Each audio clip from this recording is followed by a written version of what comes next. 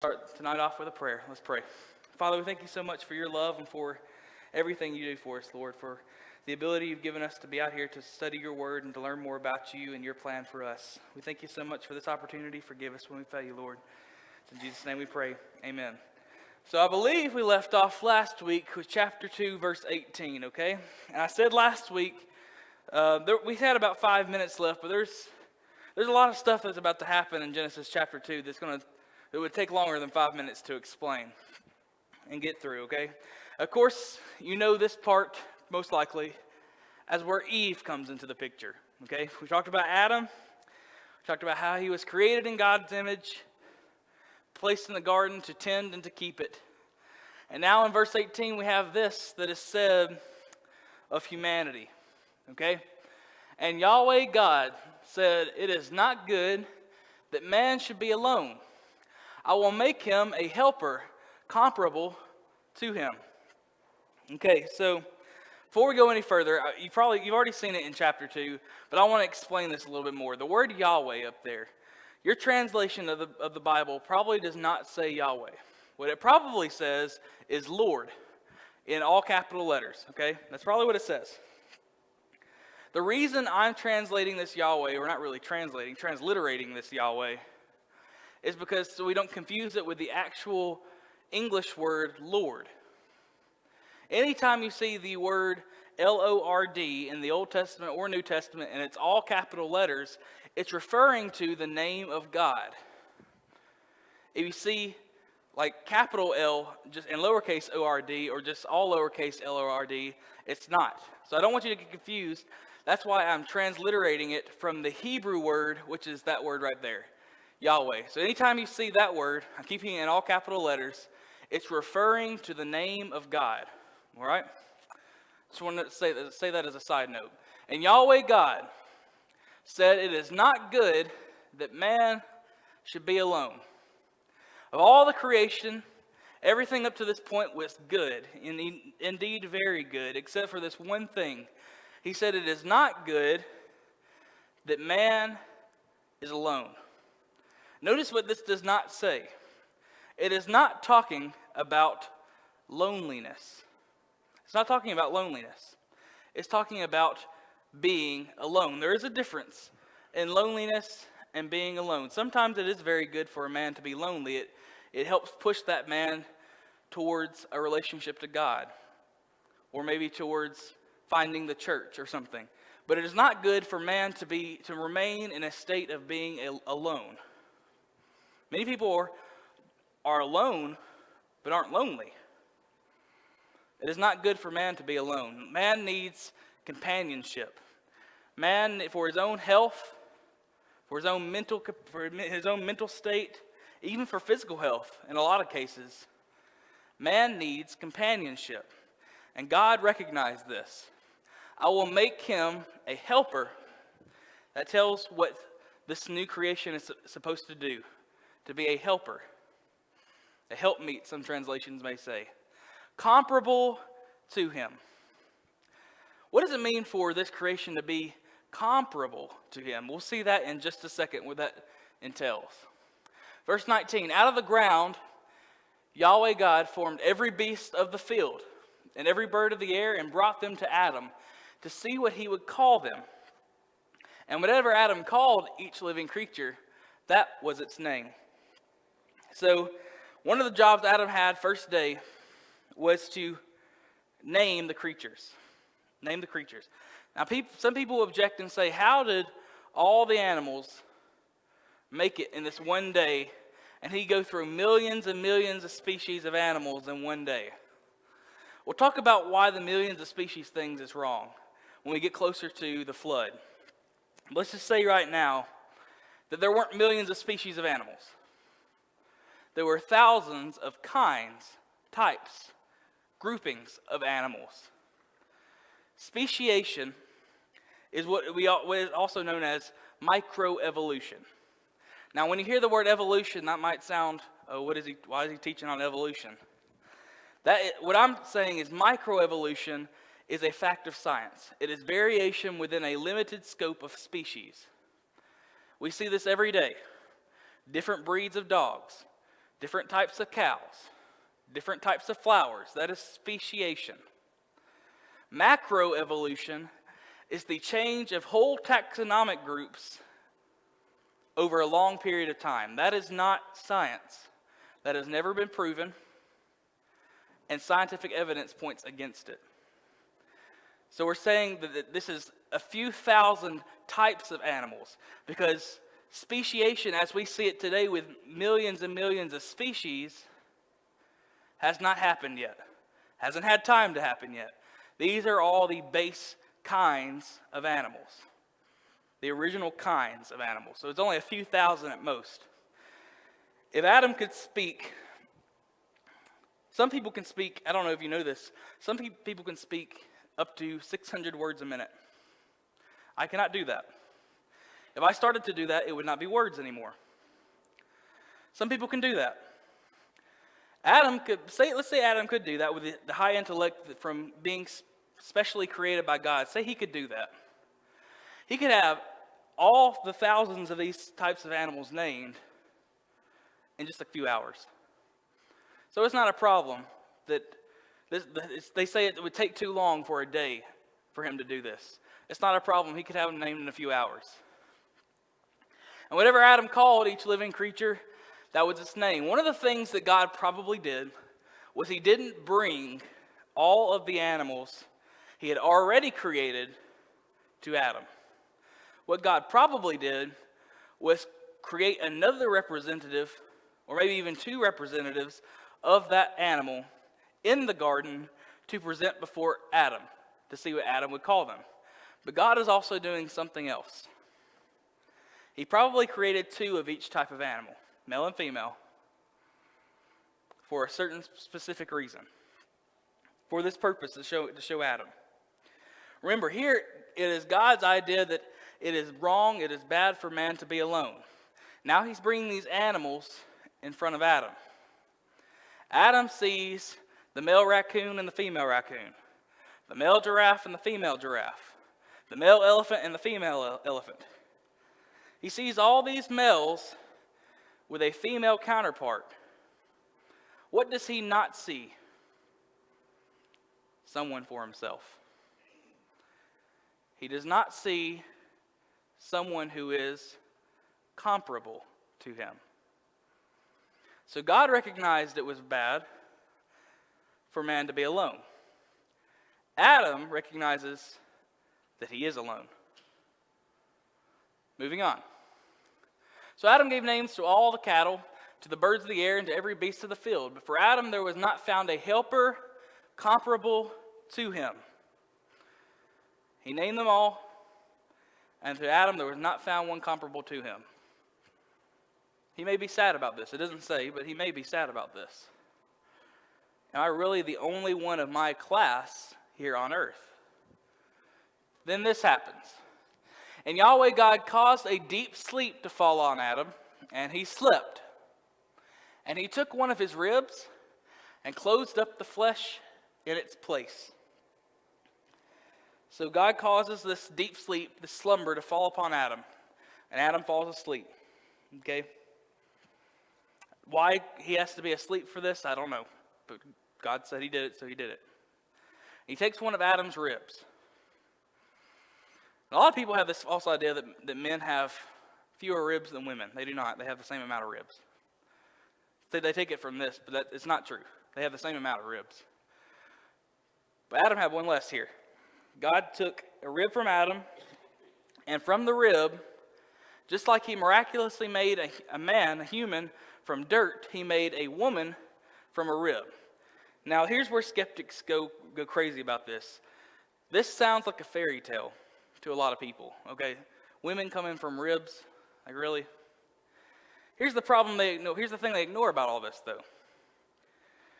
This entire time, we've been talking about a God powerful enough to speak a universe into existence in a week. I think he can create a woman from a rib. I think he is that powerful. Took one of the ribs and closed up the flesh in its place. Now it's kind of a poem, I guess. You may have heard it before about why God chose a rib. We don't know this for sure. It's It's a sweet poem. It talks about how woman was taken from man's side and not from man's head or hair, so she wouldn't be over him, and not from his feet, so she wouldn't be under him, but from his side, so they would be equal and could walk hand in hand or walk side in side. I don't remember exactly how the poem goes. It's a sweet poem. We don't know that's true, but it's a good thought. It preaches well.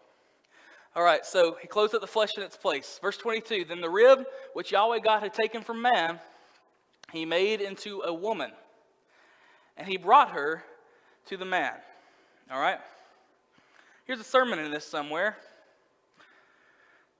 God brought her to the man. The man was asleep. When he wakes up, he have God bringing her this woman. I guess I say there's a sermon in there. There might be a sermon talking about you could get from this. Only go after those that God brings to you. And of course, God's not going to literally bring you a human like he did here. But you know what I mean. Someone who is godly, someone who chases after God, someone God would bring to you. I'm going to get on that tangent. But think about this. He brought her to the man. All right, so this is God's plan all along. You can almost think of God scheming this up in his mind. He says, it's not good for man to be alone. He gives man its evidence that he needs someone. He needs companionship. Puts the man to sleep and is getting ready to surprise him. Brings her to the man. Now Adam's apparently awake at this point. And Adam said, this is now bone of my bones and flesh of my flesh. She will be called woman because she was taken out of man. This is a very strange phrase.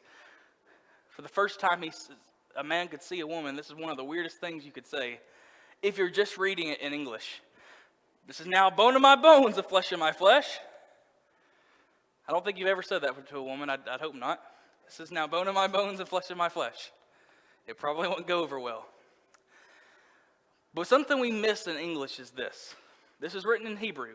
Remember, Moses is collecting these and writing these inspired by God, and he's writing this in Hebrew for the Hebrews to be able to hear and understand and read. If you read it in Hebrew, it is not just a poem. It's not just a saying. Hebrew expresses emotion. The English doesn't express emotion. Plenty of preachers have just read this straight. That's not what Adam's doing. In the Hebrew, if you understand Hebrew, you understand the joy. Just the outright joy Adam has in this. Think about what's happened so far. Adam has seen thousands of animals in this day.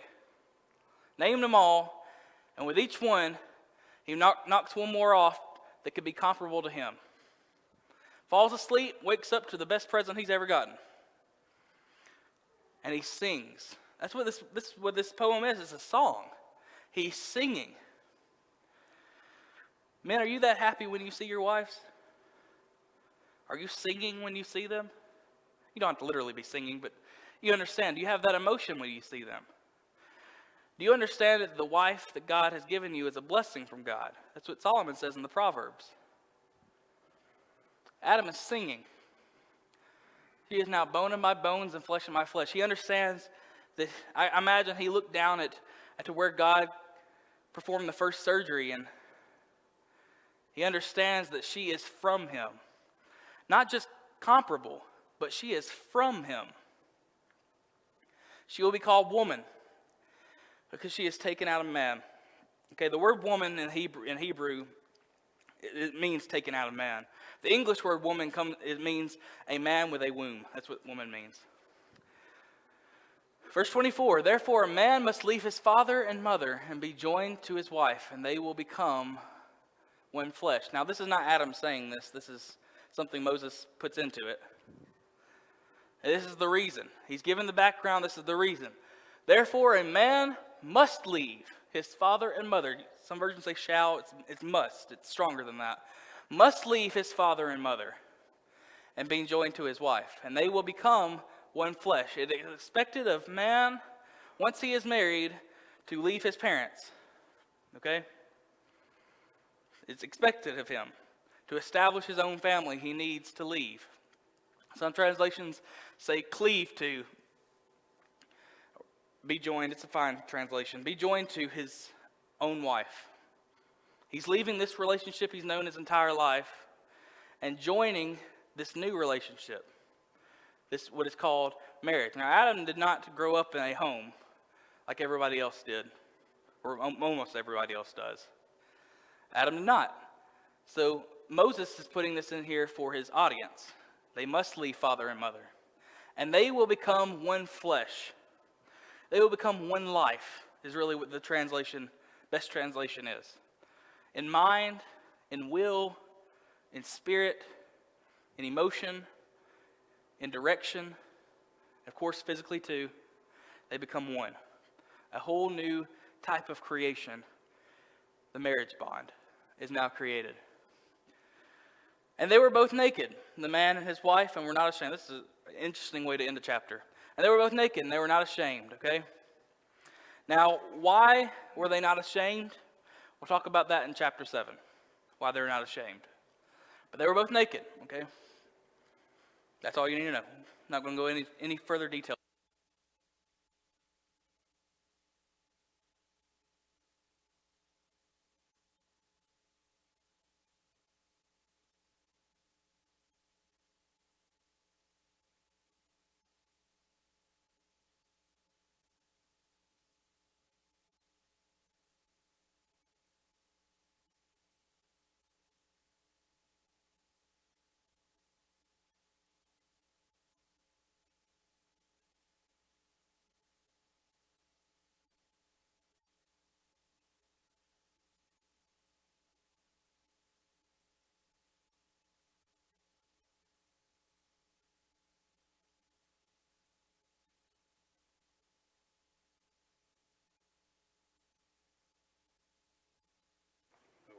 Test, test, test. You hear me? Okay. Chapter 3. Yes, Gary. Okay.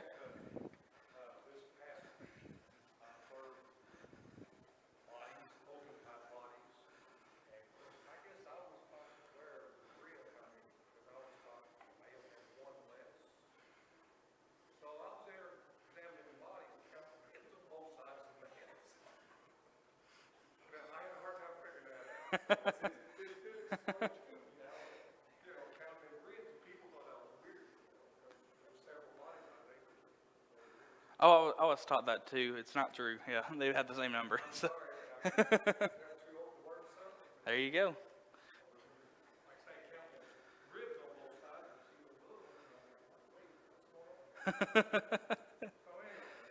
Question your entire belief. Chapter 3, the fall of humanity. All right, now this is where it all takes a terrible turn, and it is this way for the rest of human history. The rest of human history. Chapter 3 and verse 1. Now the snake, you have translations that say serpent, that's fine, it's the same thing. Now the snake was more cunning than any beast of the field which Yahweh God had made. So the snake was more cunning. He created the snake to be a very cunning creature. All right? Now notice this does not say the snake was bad. Many people are afraid of snakes, that's fine. I'm not afraid of snakes. I've held snakes. Snakes are interesting creatures. They're a little intimidating. But he says the snake is more cunning than any beast of the field which Yahweh God had made. And he said to the woman, this is the snake talking, has God indeed said, you may not eat of every tree of the garden? A few things to note here. I've always found it interesting. There's no mention of her being alarmed at this snake talking to her. Now some people suggest that all the animals possibly could have talked. Maybe, I don't understand why they could have, but maybe they could have. But the snake certainly is talking. And you know, we know that this is the devil speaking through the snake. We know that. They did not. The original audience didn't know that. The verse does not spell it out. The chapter does not spell it out. This is the devil. Okay? So what this does in people's minds, especially the original audience, and how they would tell it to their children and grandchildren for generations, is that watch out for the snake. So anytime you hear of a snake-like creature, throughout the rest of the biblical story, it causes you to pay attention. It causes you to think, how does that reflect back on this snake here? Okay? And he said to the woman, notice he goes to the woman. He says it to the woman. Here's why I think this is. God directly created Adam. He directly created Eve too, but he directly created Adam first. And he directly commanded Adam not to eat of this tree. There is no verse that says that God directly told Eve not to eat of the tree. The implication is it was Adam's responsibility to tell Eve not to eat of the tree. Okay, there's a sermon in that, but whatever. We're not going to go into that. He goes to the woman. Adam watched God create all these creatures to bring in front of him. So if the devil goes through the snake goes to Adam, Adam has a stronger chance against the temptation. He's like, no, I've seen God create these things. I know what God commanded me not to do. But Eve did not see God create all these creatures. Eve was the last to be created. So it might be a little easier in the devil's mind to think that she could be tricked and think that she could become like God. Hence he goes to Eve. Has God indeed said, you may not eat of every tree in the garden?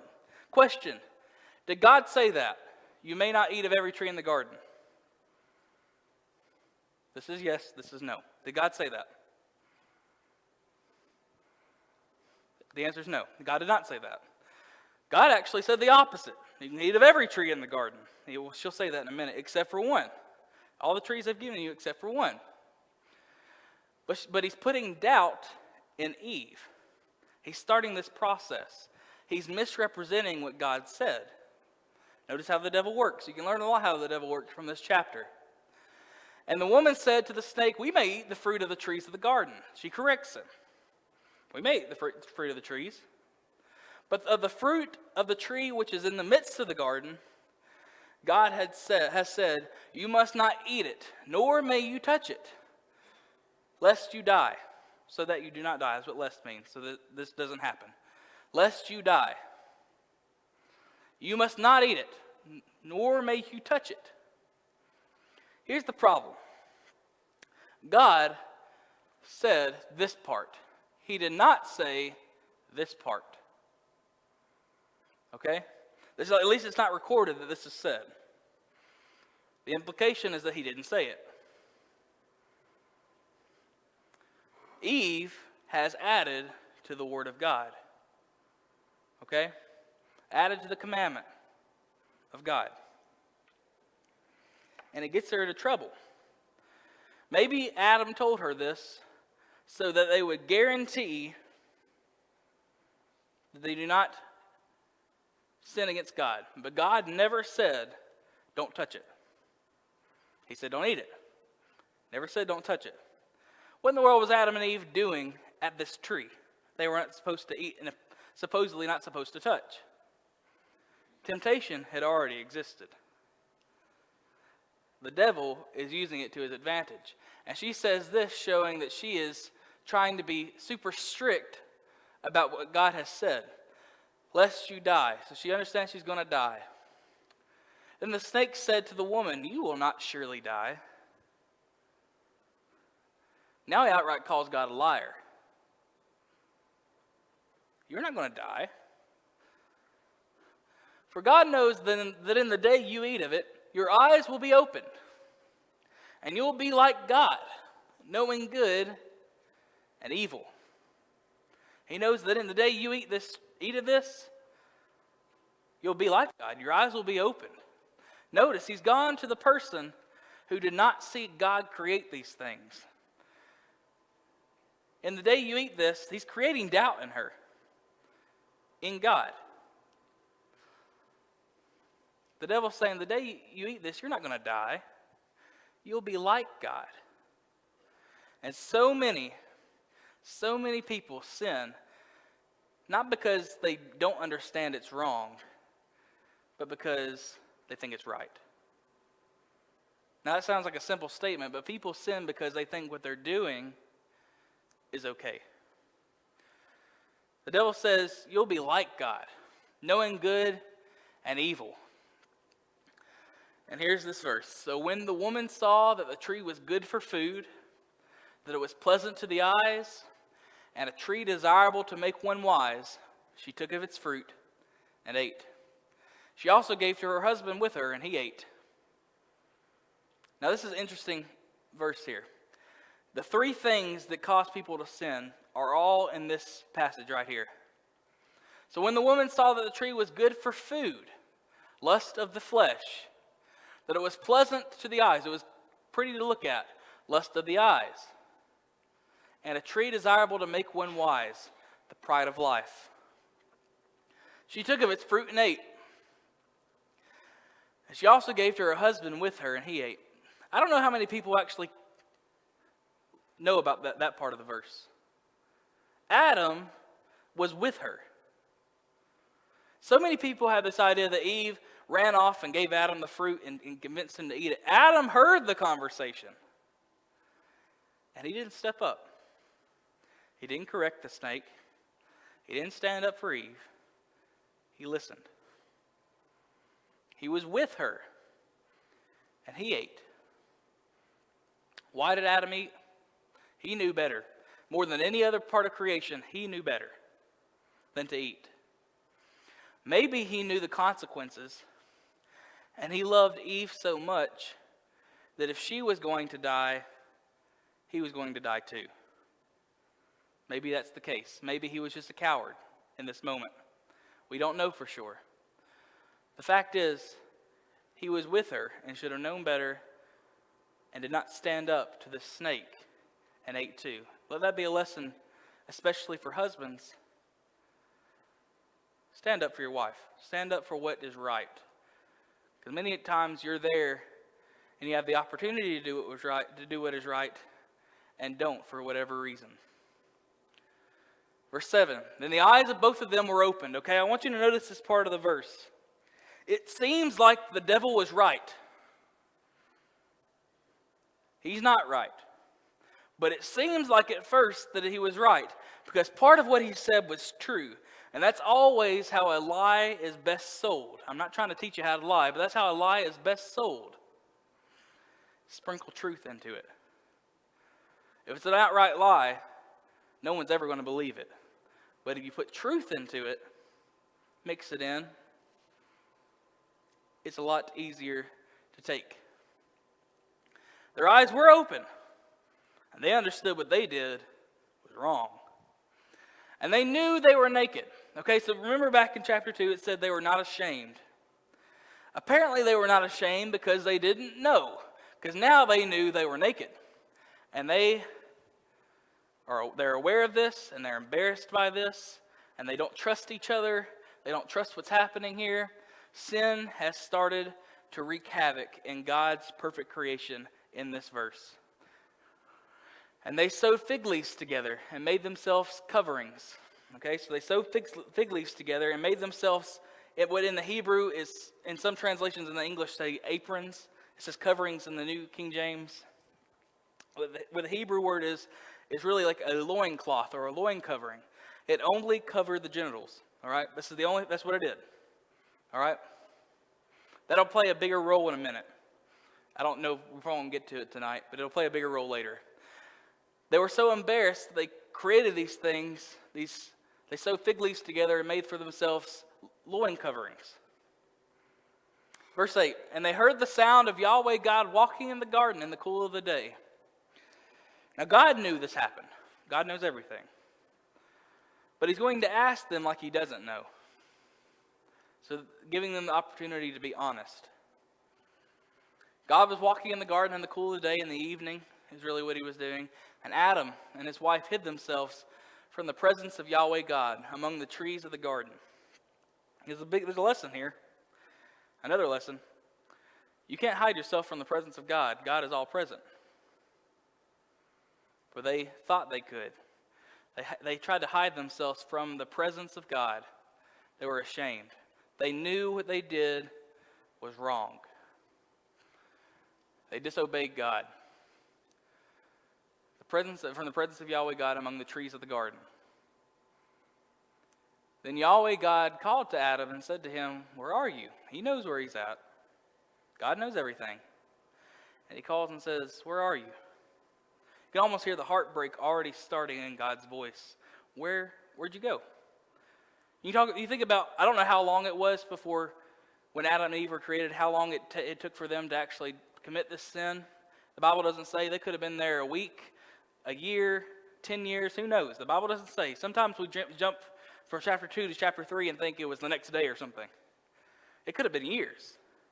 Day in, day out, maybe even for years, they walked side by side in the direct presence of God. Some kind of earthly form that God took to walk with Adam and Eve, enjoying that presence with him, enjoying the joy and blessings of God right beside their Creator. And now, God has to ask where he's at. Things have changed for the world. So he said, "I heard your voice in the garden." So Adam comes clean. "And I was afraid because I was naked, and I hid myself." I thought he covered his loins up. How was he naked?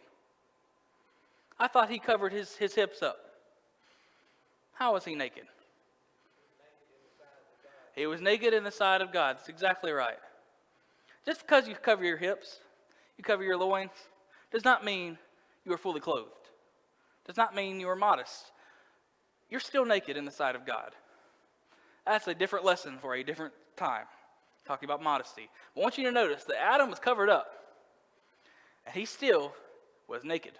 He considered himself naked. And God doesn't disagree. That's what he says. "Who told you you were naked?" I don't know. God probably didn't sound like that. "Who told you you were naked? Have you eaten from the tree of which I commanded you that you should not eat?" He knew he ate of that tree. He's giving him an opportunity to be honest.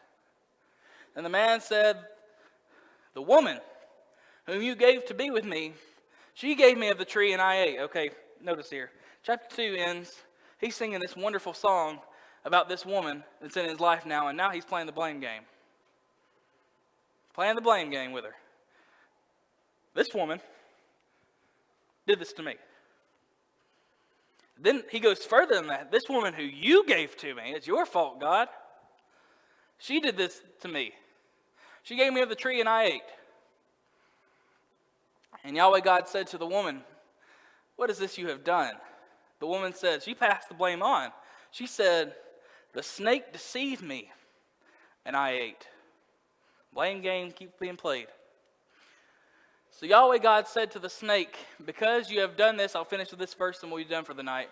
So Yahweh God said to the snake, "Because you have done this, you are cursed more than all cattle, and more than every beast of the field, and on your belly you will go. And you will eat the dust all the days of your life." He's cursed more than every other animal, the snake. I want you to notice something very interesting about this verse. On your belly you will go. What does that imply? It implies exactly. It implies that he was at one point not on his belly. Snakes probably had legs they crawled on. In fact, if you ever look at the anatomy of a snake, I don't know why you would, but if you ever do, look at the anatomy of a snake, you can see what could be left over legs. Little stumps within their body, we don't know, that scientists don't know what they're used for. That could be a reminder as to the curse that was put on snakes, where legs probably used to be. I don't know, maybe so. But it implies that snakes used to have legs, which is kind of a scary thought. They'd be faster with legs. That's kind of a scary thought if you hate snakes. All right, I'm going to end it with that. Thank you for your attention.